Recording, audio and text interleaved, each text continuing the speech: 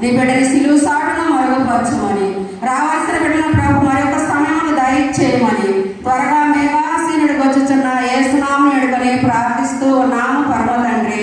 ఆమేన్. మన తండ్రి దేవుని ప్రభువైన యేసుక్రీస్తుని కృపయు సమాధానం మీకు కలుగును గాక. ఆమేన్. దయచేసి కూర్చుందాం.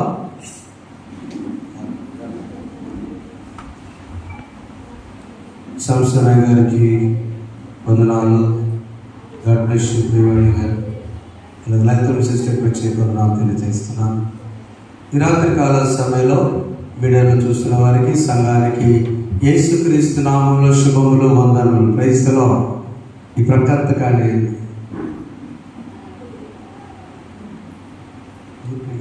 ఊరేళ్ళా ఆశ్చర్యంగా ఉంది. అరే చిన్నపిల్లలు తిరిగి కూర్చొని నా దిగులుగా ఉంది. చెప్పండి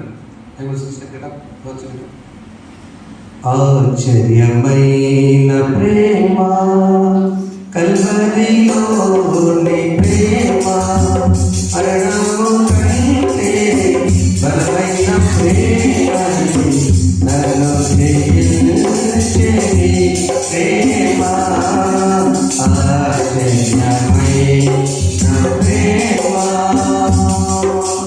పావన యేసుని ప్రేమ సిలువలో పాపిని పెదగిన ప్రేమ నన్ను కరుణించి ఆదరించి చేరనిచి నిత్య జీవమిచ్చే ఆశ్చర్యమైన ప్రేమ.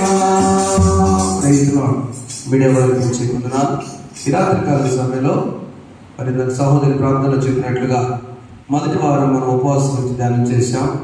రెండవ వారం ప్రార్థన ఉపవాసం కాదు, ఒక మనిషి అవసరమైంది శారీరక క్రమశిక్షణే కాదు, ఆధ్యాత్మిక క్రమశిక్షణ, the spiritual discipline, physical discipline. శరీరపరంగా ఉపవాసం ఉంటే నేను ప్రభు కోసము, లేక నా కోసము, నా కుటుంబం కోసం, నా దీక్ష కోసం నేను ఒక క్రమశిక్షణలోకి వచ్చిన. నలుగురి రంజాన్ కూడా జరుగుతోంది. 2-3 దినాలు రంజాన్ అయిపోబోతుంది. ఇది Mubarak to our friends and brothers. అలాంటి పరిస్థితుల్లో ఉన్న మనము దేవుని ప్రార్థన చేయాలి. మొదటి వారం ఉపవాసమే కాదు, ప్రార్థన. ఏ ప్రార్థన? 3వ వారము విశ్వాసంతో మిళితమైన ప్రార్థన. అవునా? విశ్వాసంతో మిళితమైన ప్రార్థన. విశ్వాస గొప్ప లాభం. కాబట్టి దాని తర్వాత మరి నేను ఉపవాసం ఉంటున్నాను, ప్రార్థన చేసుకున్నాను, విశ్వాసం జరిగింది.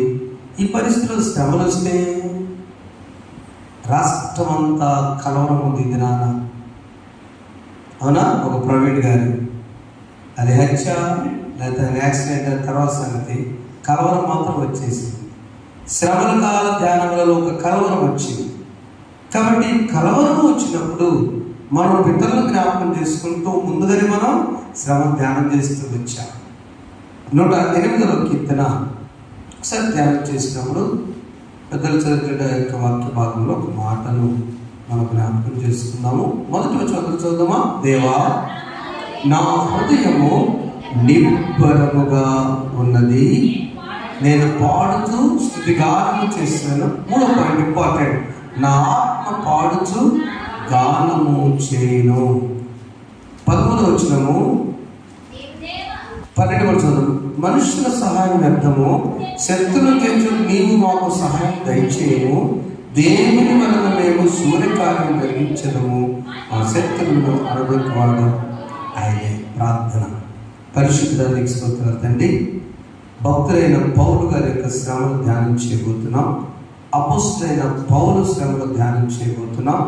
మాతో ఉండండి, మాతో మాట్లాడండి. ఆశమైన ప్రతి బిడ్డను తృప్తిపరచండి.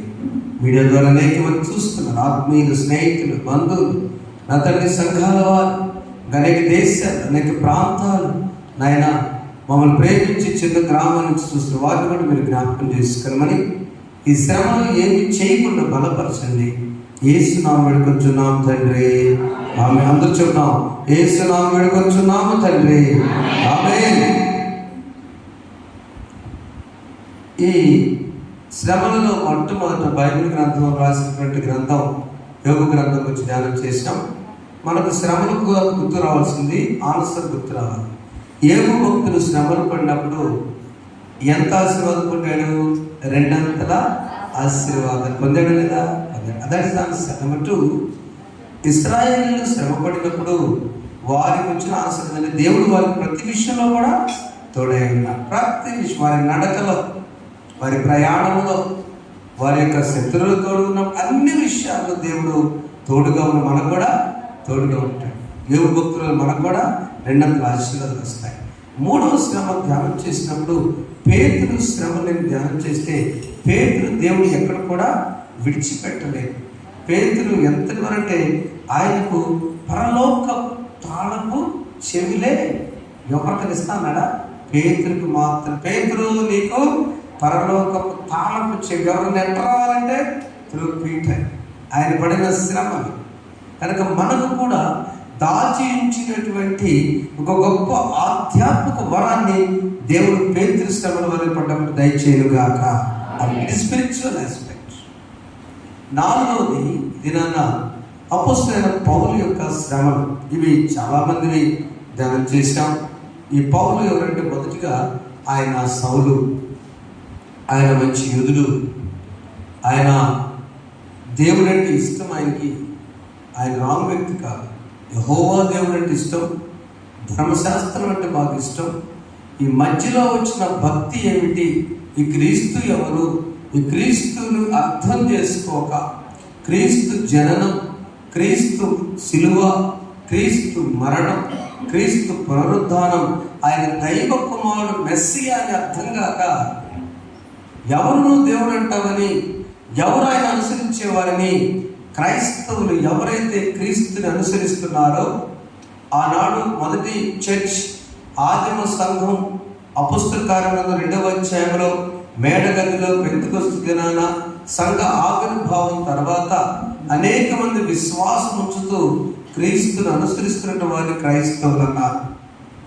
ఆ క్రైస్తవులను ఆయన హింసిస్తూ ఉంటూ ఒకసారి ఏం చేశాడంటే అపొస్తలుల కార్యములు 9వ అధ్యాయం 2వ వాక్యం చదువుతున్నాను. మొదటి వచ్చి చదవండి. ఈ సౌలు ఏం చేస్తున్నాడంటే ఇంకా ప్రభు యొక్క శిష్యులను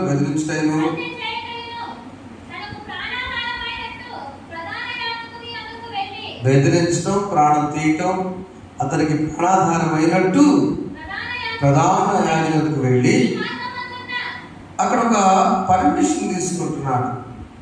ఏమిటంటే పర్మిషన్, ఈ మార్గంలో వచ్చే రూటుల్లో పురుషులైనా స్త్రీలైనా కనుగొనేలా వారిని బంధించి యేసుకు తీసుకుని వచ్చినప్పుడు దమస్కులో సమాజం వారికి పత్రికలను అడిగాను.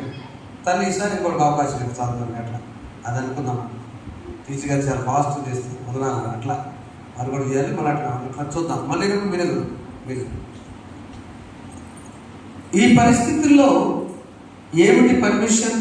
అయ్యా, నేను ఎవరైనా క్రైస్తవం హత్య చేయడానికి, వారి మార్గంలో వస్తుంటే వాళ్ళు కొట్టడానికి, వారిని గురించి మరి స్త్రీలైనా పురుషులైనా కూడా నేను వాళ్ళు బంధించడానికి నాకు అఫీషియల్ పర్మిషన్ ఇవ్వండి. నాకు ఒక పర్మిషన్, ఒక పత్రిక, ఒక పర్మిషన్ ఎట్లాంటిది, నేను ఏమైనా చేయొచ్చు అనేటువంటిది ఇక ఫైనల్గా పండిందంటారు. చూసారా, పాపం పండిందంటారు. చూసారా, ఆయన యూనియన్ నాయకుడు కాబట్టి, రాజకీయ నాయకుడు కాబట్టి, కొట్టిన గవర్నమెంట్లో ఉన్నాడు కాబట్టి ఆయన ఎవరికనే ధైర్యం. పౌలు ఎంత ఉంటాడు, సౌలు ఎంతే ఉంటాడు, కొట్టేవాడు. దాదాపు నాకంటే ఆయనంటే అందరూ భయం. మరి ఎట్లా కొట్టేవాడు? ధైర్యవంతుడు. ఆ ధైర్యాన్ని ఏం చేస్తే దేవుడు అంటే ఇష్టము, కానీ మెస్సియా ఈ యేసును అనుసరించే వాళ్ళు అంటే ఇష్టం కాదు. రకంగా చెప్పాలంటే ముస్లిమ్స్ యెహోవా దేవుడు అంటే ఇష్టం, యేసు అంటే అలా అంటున్నాడు ఆయన ప్రవక్త. నో, దేవుడు పరిశుద్ధుడు. దేవుడు భూలోకి రావడానికి, దేవుడు మళ్ళా అన్న యాక్సెప్ట్. ఆయన ప్రవచనం ద్వారా కన్యైన మరియలో నుంచి పరిశుద్ధాత్మను జన్మించి ఉన్నాడు. ఆయన 30 సంవత్సరాలు సాధారణ మానవుడుగానే ఏ పాపం లేకుండా ఆయన జీవించి ఉన్నాడు. 3.5 సంవత్సరాలు ఎన్నో అద్భుత కార్యం జరిగించున్నాడు. దైవ కుమారుడు కాకపోతే పైనుంచి దిగి వచ్చినగా దీన్ని ఎలా చేస్తాడు అని విశ్వాసించిన ప్రజలుంటే వారి మార్గాన్ని మార్చడానికి ఈ సౌలు చాలా భయంకరటువంటి పర్మిషన్ తీసుకున్నాడు. ఇక పండింది అనుకొని అప్పుడు దేవుడు ఆయన ఏం చేశాడు తెలుసా? అటు నుంచి వస్తుంటే దమస్కులో రాగానే అతను ప్రయాణం చేయించు 3వ వచనం, దమస్కు దగ్గరకు వచ్చినప్పుడు చదువు అకస్మాత్తుగా చదువుతుందండి. అకస్మాత్తుగా ఆకాశంలో ఒక వెలుగు అతని చుట్టూ ప్రకాశించెను. అప్పుడు అతడు నేల మీద పడి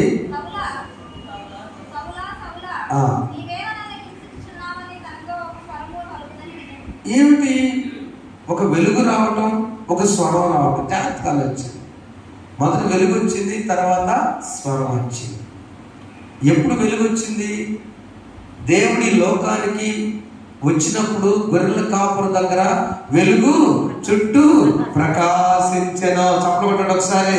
వెలుగు వస్తుంటే ఆకాశం నుండి వెలుగు వచ్చిందంటే దేవదూతల సైన్య సమూహము కూడా వచ్చి అక్కడ ఆ చీకటిని పారద్రోలి గొర్రెల కాపుర చుట్టూ కూడా లైటింగ్ మొత్తం ఫోకస్ వచ్చేసి వెలుగు వచ్చేసి, వెలుగు వస్తేనే మాటల స్వరం వినపడింది. చీకటిలో స్వరం దేవదూతలు మాట్లాడలేదు. అవునా? సర్వోన్నత స్థలం దేవునికి మహిమ, ఆయన ఇష్టమైన భూమి మీద సమాధానం. ఇదిగో దావీదు పట్టణంలో ఒక రక్షకుడు మీ కొరకు పుట్టిన. ఎప్పుడు ముందు వెలుగు వచ్చింది, వెలుగు తర్వాత దూతల సైన్య సమూహం వచ్చి గొర్రెల కాపరితో మాట్లాడి. First of all the light will make the darkness to flee. వెలుగునటువంటిది చీకటిని పారిపోయేటట్టు చేస్తుంది. మొట్టమొదటి ఈ సౌలులో ఉన్నటువంటి చీకటి, సౌలులో దాగి ఉన్నటువంటి పాపం, సౌలులో ఉన్నటువంటి తన జీవిత ధ్యేయం, నేను ఎంత ఎక్కువ మందిని హింసిస్తే అంత నా దేవుడికి ఇష్టం అనుకున్నాడు. జిహాద్ అన్నట్టుగా అలాంటి సౌలుని దేవుడు ఎన్నుకొని ఆ వెలుగు చుట్టూ రాగానే సౌలా సౌలా నీవేళ నన్ను హింసించిన సభ్యులు వెంటనే 5వ చెప్పండి. 5వ చదువునా? 5వ చదివి ప్రభా. అసలు ఆ మాట ప్రభు అని ఎప్పుడు వచ్చింది తెలుసా? వెలుగు రాగానే చీకటి పోయి ఆ మహా నోట్లో నుంచి ప్రభువా అన్నాడు. ప్రైజ్లో ఆమేన్ ఆమేన్. ప్రభువా నీవు ఎవడిని అడగగా నేనెవరునా? నేను నీవు హింసించున్న యేసును. లేచి పుట్టినానికి వెళ్ళము, అక్కడ నువ్వేం చేయాలో అది నీకు తెలియని చెప్పాను. మొదటి శ్రమ, సౌలు పడిన శ్రమ, తన ధూళి పోవటానికి ఒక సుడిగాలి వచ్చి తన కళ్ళలో నన్ను పొరను తొలగించింది. అంతే కదండి. కళ్ళు కనిపెట్టాడు సౌలుకి, కనపడ్డా. సౌలు నేల మీద నుండి లేచి కన్నులు తెరిచినను ఏమీ చూడలేకపోయిన వారు అతని చెయ్యి పట్టుకుని దమస్కులోనికి నడిపించారు. ఎవరో కొంతమంది బ్యాక్ చేయడానికి ఎప్పుడు అనుచరులు వారు నడిపించారు. 8 దినాలను భోజనం లేకున్నాడు. మొదటి శ్రమ కళ్ళకు పొర వచ్చినది. ఆ పొర దేవుడు తొలగించాడు. కళ్ళు ఎంత మంట పుట్టుంటే 1 రోజు కాదు, 2 రోజులు కాదు, 3 దినాలు కళ్ళే కనిపించిపోతే 2వ శ్రమ 3 దినములు అన్నపానము లేకుండా.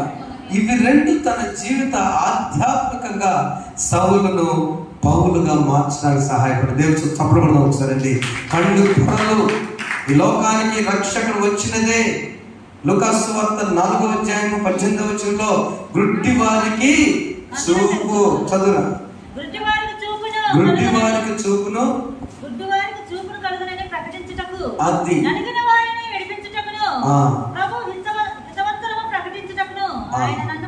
అంతే.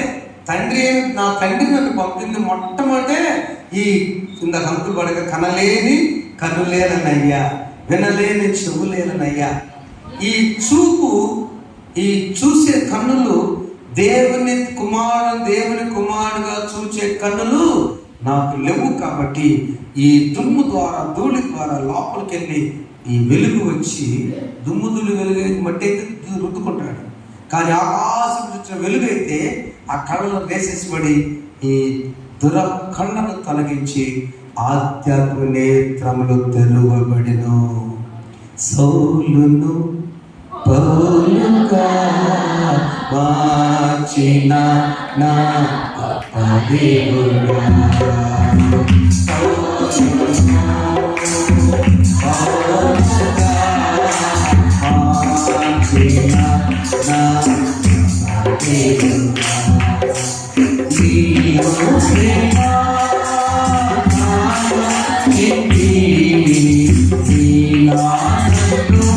నీవు మాతృమయ్యా, నీలో ప్రేమ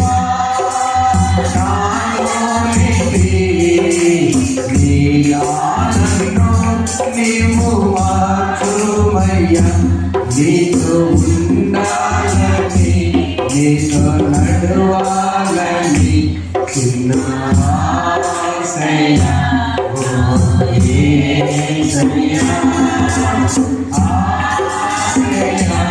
చిన్న ఆశయా,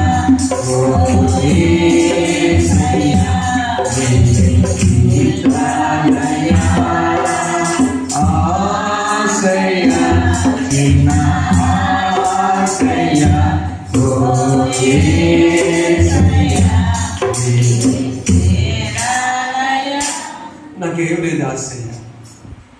ఆధ్యాత్మిక శ్రమను మొట్టమొదటి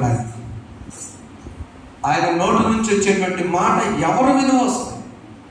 అలాంటిది వెలుగు రాగానే, అలాంటిది ఆయన చుట్టూ నుండి చీకటి పారిపోగానే ఆయన స్వరంలో మార్పు వచ్చింది. 2, తను విన్నటువంటి ఎవరు ఉన్నప్పుడు ఆ స్వరం దేవుని స్వరం వినబడగానే ఆయనలో జీవిత హృదయంలో పలకరింపులో మార్పు వచ్చి ప్రభువా లో తన ఆధ్యాత్మిక శ్రమ. ఇక తాను ఎప్పుడైతే ఉన్నాడో అప్పుడు ఈరోజు చదువుకున్న వాక్యం ఏంటంటే, అననీయ అనేటువంటి ఒక సేవకుడిని దేవుడు ఏం చెప్పాడంటే, నువ్వు వెళ్ళి అన్నయ్య ఆయన కొద్దిగా ప్రార్థన చేసినా అన్నాడు. నేనేమన్నాడు చూడమ్మా, కింది భాగం 9వ అధ్యాయంలో, అందుకు అన్నయ్య ప్రభువా అసలు నేను ఎవరో నీకు తెలుసా, ఈ మనుష్యుడు యెరూషలేములో పరిశుద్ధులకు ఎంతో కీడు చేసి ఉన్నాడని అనేకులను నేను విన్నాను. ఇక్కడ నీ నామను బట్టి ప్రార్థన చేయవారందరినీ బంధించుటకు అతను ప్రధాన యాజకుల వల్ల అధికారం పొందినని ఉత్తరం ఇచ్చాను.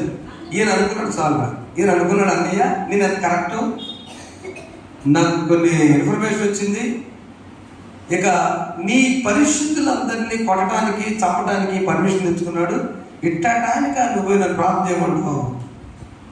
చాలామంది ఏదైనా శ్రమలున్న చర్చి, గొడవలున్న ఊరు వెళ్ళాలంటే భయపడతారు.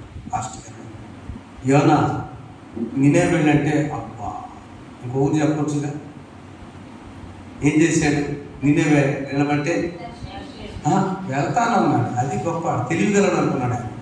దేవునికి తెలియదా ఏముంది అక్కడ, దేవునికి తెలియదా నేనేమి నువ్వు అవసరం యోనా, లేక నేను ఎందుకు పంపిస్తా, నిన్ను పంపించినప్పుడు సెక్యూరిటీ నాకు తెలియదు ఎట్లా పంపాలో, దేవతలతో సైన్యంలో గణపతి పంపించాలని సంగతి నువ్వు మర్చిపోయి నీ తెలివి వాటర్ దగ్గరికి వెళ్ళి 2 వాడలు ఉంటే తార్షీషు నేనేమే తార్షీషు నేనే దేవుడికి ఏదైనా పరిచర్యగా ఏది ఎక్కాడు, తార్షీషు అనేది ఎక్కాడు, ఏడబడ్డాడు సముద్రం చేపల బ్రహ్మాండం.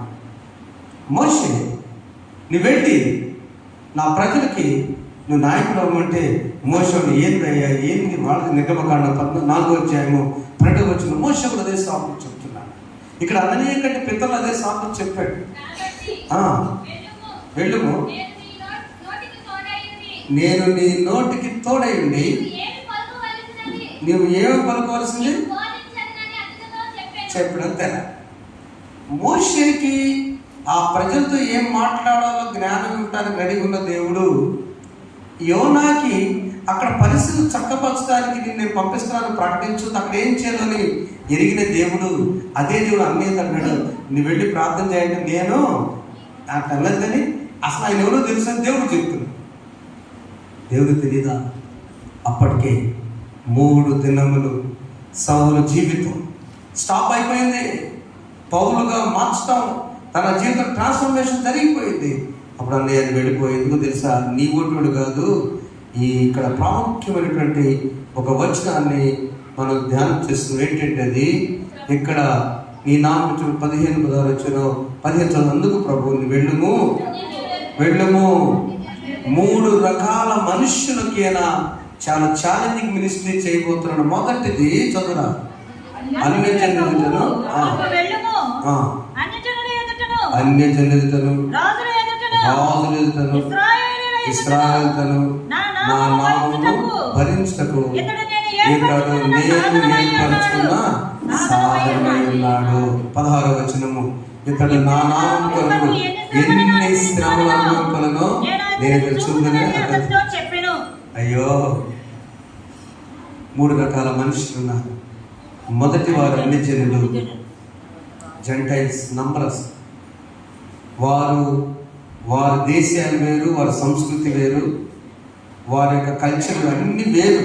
వాళ్ళు అసలు నమ్మరు. అలాంటి వాళ్ళ చోట మీరు ఎవరు పనికిరారు. ఈ సౌలు పౌలుగా మారిన పౌలే పనికి వస్తారు. రెండవది, రాజు దగ్గర డేరుగా వెళ్ళి ఎవరు పరిచయం చేయరు. ఇంక గొప్పగా నేను చెప్పట్లేదు, కానీ వాస్తవం గారు నేను 7,000 కట్టి 14,000 ఒక కాన్ఫరెన్స్కి వెళ్ళాం, డిండి రిసార్ట్స్ అబ్బాయి. అక్కడ వారు చెప్పారు, అన్ని హాయిగా ఉన్న చర్చికి వెళ్ళి, లూథరన్ చర్చి, బ్యాప్టిస్ట్ చర్చి, రక్షణ సైన్యం చర్చిల్లో మీరు హాయిగా ఒక అంగియో లేకపోయో పెట్టుకొని పరిచయం చేస్తే, మార్కెట్లో ఉన్న వాళ్ళకి ఎవరు చేస్తారు పరిచర్య? మార్కెట్ అంటే బయట ప్రపంచం. దాన్ని మేము ఇద్దరం ప్రార్థన చేస్తాం. మరలా వచ్చి దేవుడి అప్పుడు మేము ఉద్యోగంలో ఉన్నాం. నాన్నగారు ప్రపంచాన్ని చేరిన తర్వాత మళ్ళీ చేస్తూనే ఉంటాం జాబ్. మంచి ఉద్యోగం, 6 లక్షలు సంవత్సరాల ప్యాకేజ్. ఆ రోజు మరలా వచ్చి కరెక్టో కాదు అని దినకర్ గారి దగ్గరికి వెళ్ళి, అమ్మగారి దగ్గర మీరు నేర్చుకుంది, నేను పాల్ గారి దగ్గర నేర్చుకున్నాను.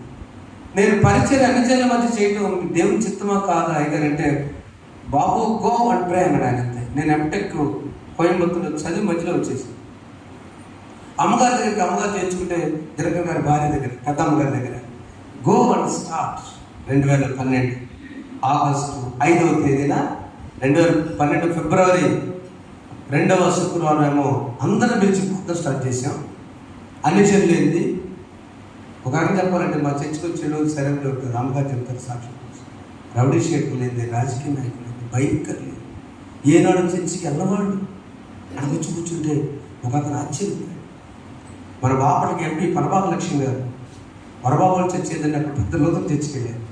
వెళ్ళాడండి ఆయన అంబేద్కర్ భవన్లో పెట్టాడు. గుడ్ ఫ్రైడే రోజు ఆ కుక్కలు బాంబు స్టాడ్ వచ్చి చెక్ చేస్తా. ఆ ముందు వాళ్ళు ఆ మినిస్టర్, అప్పుడు సెంట్రల్ మినిస్టర్ ఎక్కడికి వచ్చారండి, చిన్న అక్కడ 5వ బిడ్డలు క్రైస్తవులు భయంకరులు కూర్చొని ఆ 3వ మాట మాట్లాడుతుంటే పనబాక లక్ష్మి గారు ఇస్తే అక్కడ కూర్చున్నారు. చెప్పకూడదు. ఒకసారి ప్రైజ్లో నేను పర్సన్ మాపమని చెప్పాను. ఆమె కూడా ఉంటుందంతే. 3వ మాట చదువుకో, ఎవరు మీరు అన్యజనులు ఇక్కడ కదా. 3వ మాట గుడ్ ఫ్రైడే రోజు వచ్చింది మేడం గారు. Okay central minister. ఎవరు అన్యజనుల మధ్య స్వార్థ ప్రకటించడానికి దేవుడు కొంతమంది ఎందుకుంటాడు? ఆమె చెప్పండి. ఆమె అంతే. అది కష్టమైన చంపిన ఏదైనా ప్రపంచంలో పిరికిగా ఉండొద్దు, భయపడవద్దు. ఏం కాదు, ఒక ప్రౌఢిగా చచ్చిపోతే 100 మంది ప్రౌఢి దేవుడు చెప్తాడు. ఎంత ఆఫ్టర్ ప్రాణం, ఎంత సువార్త ప్రకటించే సమయంలో మీరెవరు ప్రకటించలేంది? సౌలు పౌలుగా మారిన పౌలు ప్రకటన అననీయను పిరికోడివి నేను ఏర్పాటు చేసుకున్న సాధనం అంటే పాత్ర. అలాంటిది ఆయన అన్ని జనులకు, రెండవది రాజులకు, మూడవది ఇశ్రాయేలులకు. వాళ్ళందరూ నా నామం భరించడానికి ప్రభువుడు తెలుసా, ఆయన పేరుకి నేను వదలను, నేను శ్రమలను ఆయన కోసం లేదన్నమాట. చదువునా, ఎన్ని శ్రమలు అయినను అనుభవింపనను నేను చూపిస్తా ఆయనకి శ్రమలు. దేవుడు పౌలు జీవితంలో కొన్ని శ్రమలు ముందుగానే నిర్ణయించి ఉంటాడేమో, లేకపోతే వాడు తట్టుకుంటాడని ఎన్ని పంపించి ఉంటాడేమో. దేవుని బిడ్డలారా, వలివేరు సెలయేరు, వలివేరు పాంబులేరు కూడా అని చెప్పారు. మా తమ్ముడు రావాల్సింది ఇక్కడ యాక్చువల్గా. మన సుధాకర్ గారు ఏమన్నారంటే, రమేష్ గారు మీరు వద్దుల ఈ ట్రిప్కి అన్నయ్య లాంటి వాడిని పంపుతా ఉన్నాడు. అన్న లాంటి వాడిని అన్నయ్యనే పంపుతాను. పైసలు వెళ్ళిపోయాడు కదా, ఆయనైతే ఆయన బాధ ఆయన పడతాడు. దేవుని స్తోత్రం. నా బిడ్డలు ప్రేమ కనబడు చెప్పకూడదు ఒకసారి. ఇది ప్రేమ ప్రపంచపు ఊరి. ఒకప్పుడు ఎలా ఉందో మనకు తెలియదు, కానీ ఒకప్పుడు మేము చీకట్లో ఉన్నాము, ఇప్పుడైతే మేము వెలుగులో పయనిస్తున్నాము. ఒకప్పుడు మేము అమాయకంగా ఉన్నాము, తెలిసి తెలియక చిన్న చిన్న దానికి ఇటు నుంచి రాళ్ళు అటు నుంచి రాళ్ళు వేసుకుంటాము. ఇప్పుడు మేము వెలుగులో పయనిస్తున్నాము. ఆ ఏర్పాటు చేసిన సాధన బట్టి ఆయన రోమపత్రిక 8వ అధ్యాయము 35వ వచనం చదవండి. ఆ శ్రమలు ఎట్టు మనం చూద్దాం. రోమపత్రిక 8వ అధ్యాయము, క్రీస్తు ప్రేమ నుండి మనల్ని ఎడబాపు వాడెవడు. 5 రకాల శ్రమలు ఇక్కడ. శ్రమ అయినను, బాధ అయినను, హింస అయినను, కరువు అయినను, వస్త్రహీనత అయినను, ఉపద్రవమైనను, ఖడ్గమైనను మనలను ఎడబాపున. ఇందును గూర్చి చాలా 5 శ్రమలు ఉన్నాయి. మొదటి శ్రమ అది శ్రమ అయినా. కొరింథీయులకు రాసిన 2వ పత్రిక 6వ అధ్యాయం 5వ వచనంలో ఈ శ్రమ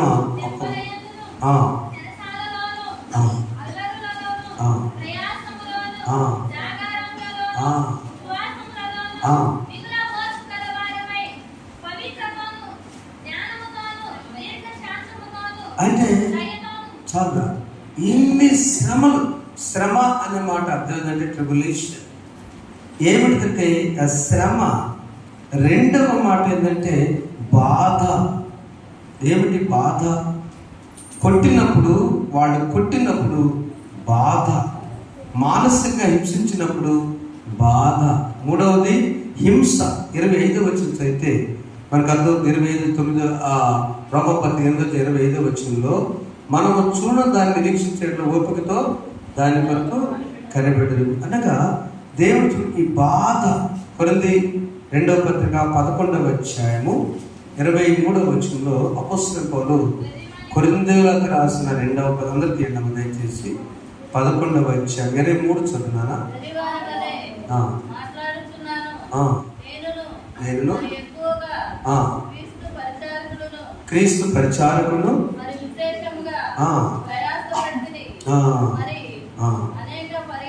అనేక పర్యాయములు చెరసాలను ఉంటిని, అపరిమితముగా దెబ్బలు తింటిని, అనేక మార్లు ప్రాణకులు ఉంటిని. ఎన్ని దెబ్బలు? యూదుల చేత 5 మార్లు, ఒకటి తక్కువ 40 దెబ్బలు తిన్నాను. 39. ఎన్నిసార్లు? ప్రభు ఎన్నిసార్లు కొట్టుకున్నాడు? ప్రభుని ఒకసారి కొట్టారు. పౌలు ఎన్నిసార్లు కొట్టారు? బైబిల్ చెప్పు ఎన్నిసార్లు? 5 సార్లు అమ్మా. 5 సార్లు 5 సార్లు కొట్టారండి ఆయన. మొదటిది శ్రమ, 2 బాధ, 3 హింస. కొట్టడమే కాదు. 25వ వచనం చూస్తే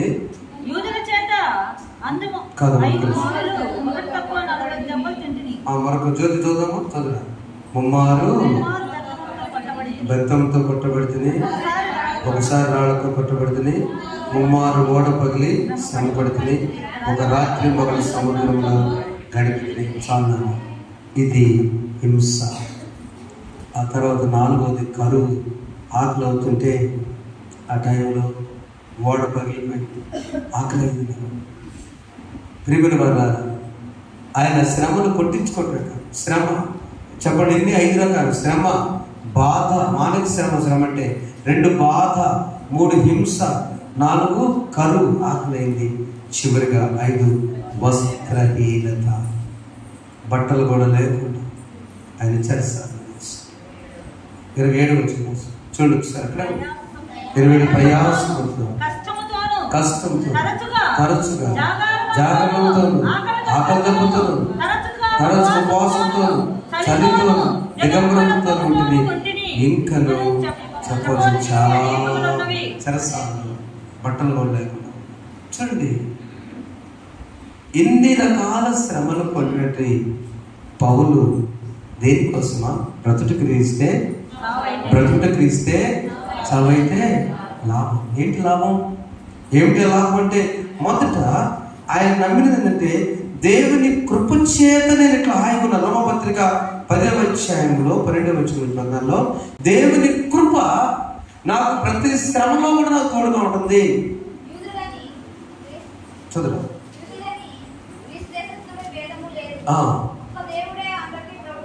ఒక్క దేవుడికి ప్రభు అయింది.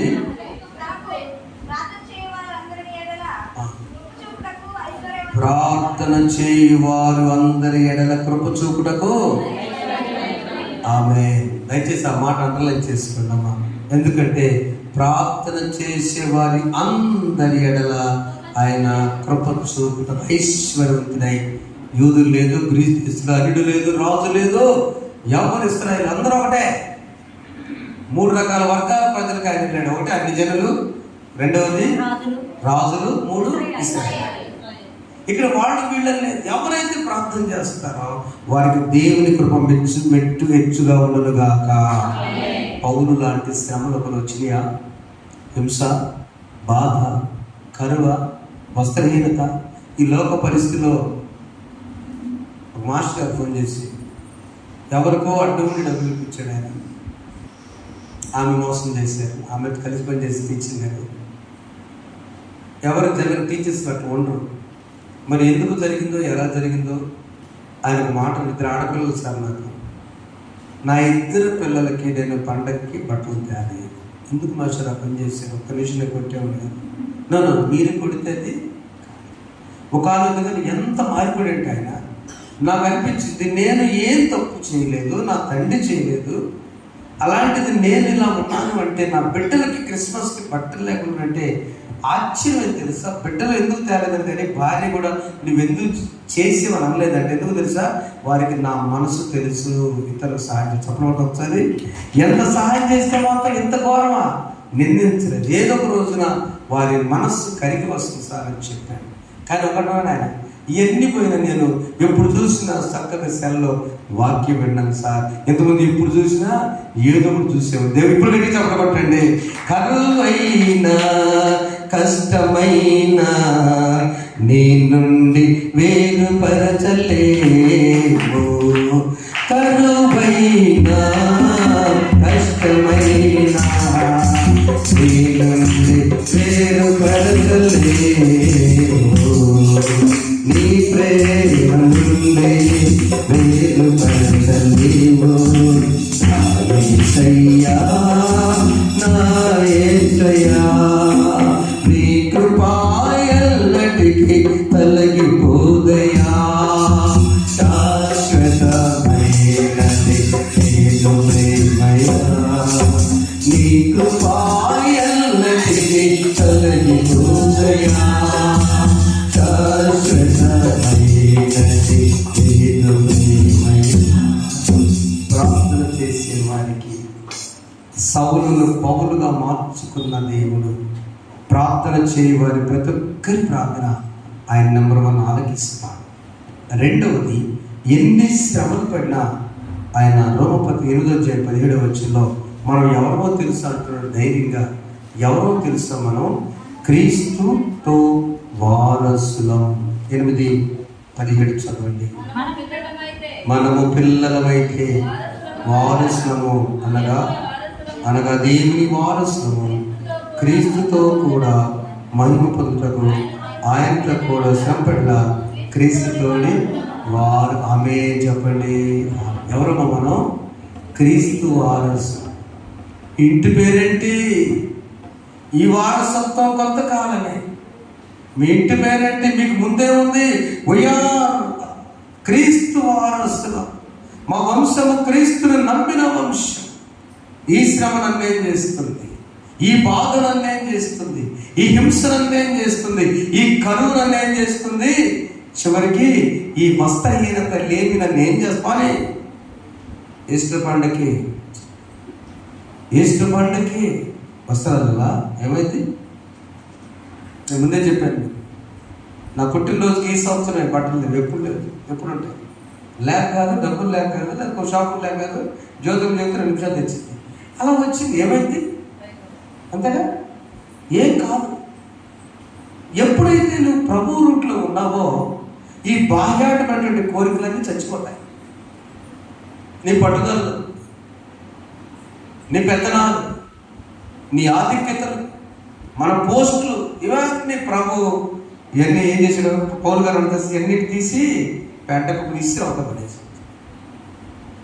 నా ప్రియమైన బిడ్డ, పౌలు శ్రమలున్న మనం ఏ పరిస్థితులు శ్రమ వచ్చినా కూడా మనం ఏం నేర్చుకోవాలంటే, నేను ఎవరిని?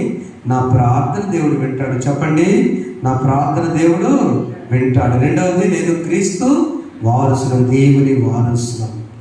దేవుని వారసులు ఎప్పుడు కూడా ఆనందంగా ఆశీర్వదించబడతారని మీకు తెలియజేస్తున్నాను. ఈ రాత్రికాల సమయంలో మనం ఏం చేద్దాం?